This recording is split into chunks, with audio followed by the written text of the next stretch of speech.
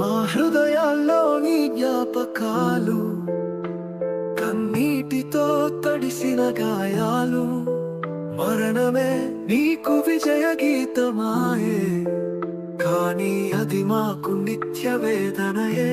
ప్రవీణన్నా నీవు లేవన్నా, నిజం కాకున్నా ఎంత బాగుండునన్నా, రక్తంతో నీవు రాసిన కథ ఇది, కానీ ఎందుకు ఇంత ఆకస్మిక మరణం?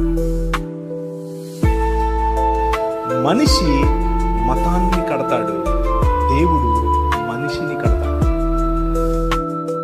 సత్యమునకై పోరాడిన యోధుడవు, క్రైస్తవుల స్వరమైన గంభీర గొంతువు, అనాథలకు అండవై నిలిచితివాయే, నీ త్యాగమే మా అందరికి దీపమాయే. వీణన్నా నీవు లేవన్నా, నిజం కాకున్నా ఎంత బాగుండునన్నా, రక్తంతో నీవు రాసిన కథ ఇది, కానీ ఎందుకు ఇంత ఆకస్మిక మరణం? మనిషి మతాన్ని కడతాడు, దేవుడు మనిషిని కడతాడు. మనిషి మతాన్ని కడతాడు.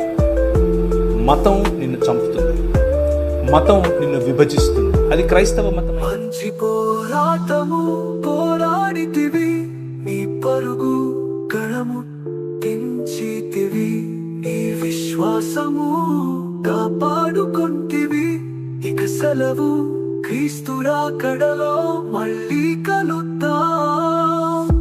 ప్రవీణన్నా నీవు లేవన్నా, నిజం కాకున్నా ఎంత బాగుండునన్నా, రక్తంతో నీవు రాసిన కథ ఇది, కానీ ఎందుకు ఇంత ఆకస్మిక మరణం?